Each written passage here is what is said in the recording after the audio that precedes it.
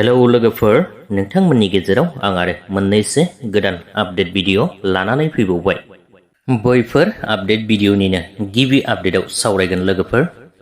फेस्ला सावथुन नायनानै मोजां मोनग्रा गोबां रायजो राजाफोरनिसिम मोनसे गोजोनथाव खौरां। फैला जे बरगयारी सार बिथांनि स्क्रिप्ट आरो डाइरेक्सन खालामनायाव बंखw फिल्म प्रडाक्शन ससाइटि प्रेजेन्ट बेनारजों दिहुनजानाय बे बोसोरनिनो गोदानै फैनो गोनां फैला MCLA मुंनि आबुं बर' सावथुन फैगासिनो दङ। बिथांमोना फोरमायहरनाय बायदिब्ला बे फैला MCLA मुंनि आबुं कमेडि बर' सावथुनखौ नबेम्बरनि गेजेरावनो नुनो मोनगोन होननानै बिथां फैला जे बरगयारी सार बिथाङा गावनि अफिसियेल फेसबुक पेजनि गेजेरजों मोनसे पस्टाराव फोरमायहरदों। लोगोफोर, आसा खालामबाय बयबो नायनो थाखाय नेनानै थागोन होननानै, मानोना बयबोथ' फेस्ला सावथुन नायनो मोजां मोनखायो नङा होमबा लोगोफोर। दायो नेक्स्ट आपडेटआव सावरायगोन लोगोफोर। ससियेल मिडियायाव दाखालिनिफ्रायनो जे गथ' लांजानाय मोनसे भिडिअ भाइरेल जागासिनो दं नङा होमबा। नोंथांमोन गोबांथारानो ससियेल मिडियानि गेजेरजों गोबां नुखांबाय जानांगौ। नाथाय बे जाथाया माबोरै जानायमोन बेखौ गोबाङानो मोनथियाखै आरो बबेयाव जादोंमोन बेखौबो गोबाङानो मोनथियाखैमोन जानांगौ। दायो नैबे भिडिअनि गेजेरजोंनो जा हायो नोंथांमोना फोरमायनानै होगोन। नोंथांमोना भिडिअखौ नायलांबानो जाबाय। लोगोफोर, जायबा गथ' खांनो लाबोग्रा बिथांजोनि मुङानो जादों मिनु बसुमतारी। बिथांखौ बाक्सा जिल्लानि कुमरिकाटा एरियानि होननानै मोनथिनो मोननाय जादों।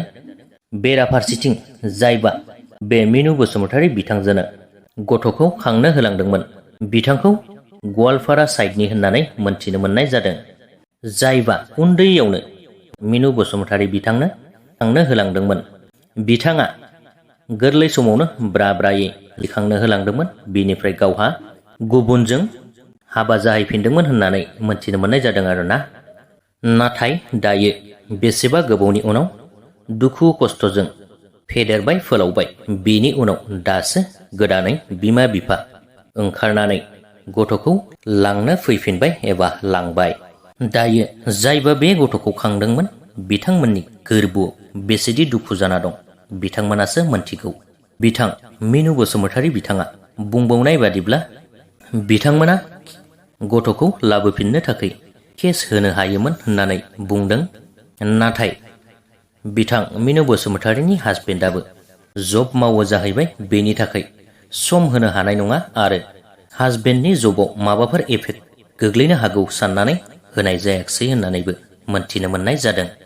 गोबांथारानो ससियेल मिडियायाव गथ' लांजानाय भिडिअखौ नुनानै गोबांथार बायदिसिना बाथ्रा बुंदोंमोन आरो शेयार खालामफिनदोंमोन। बेनि सायावनो जायबा खांग्रा दुखुनि गेजेरजों मोनसे क्लियारिफिकेसन भिडिअ खालामबाय।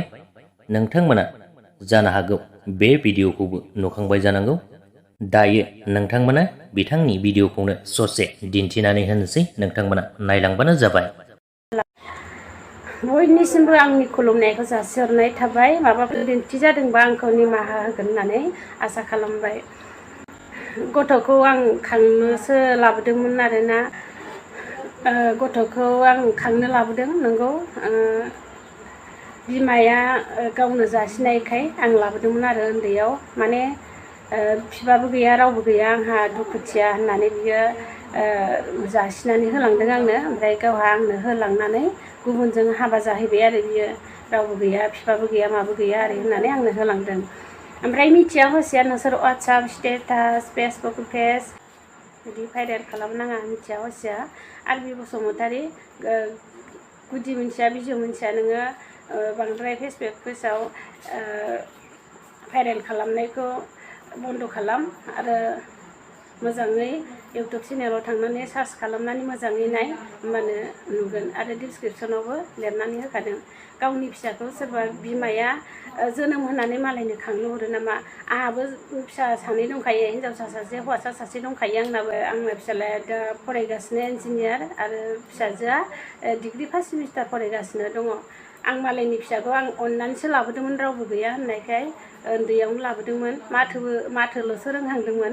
आंनि दुखुखौ लानानैबाबो, आं गाबनो ओंखारनायखौ लानानैबाबो नोंसोरनो आं दा बे भिडिअखौ लाबोनो गोनां जाबाय आरो। माने बहुद गावनि फिसाखौ फाननानै जानायखाय ना बेदर जागोन मागोन गोदानानो जा ना बेदर जा बायदिसिना रोखोमनि होनदों आरो दुखुनि समाव नोंसोरो आंखौ बिदि होनहरदों। आंनि हासबेन्डआ मावो सरकारि साख्रि मावो, बिनि थाखाय जों जुजिनो हायाखै, नङाबा जों साख्रि गैयाबा अलरेडि जोङो केसखौ होमारगौमोन। बिनि थाखाय जोङो दा साख्रि गोनांखाय जेननानै थानांबाय आरो आं बारा बुंनो सानाखै आरो बेखिनियानो।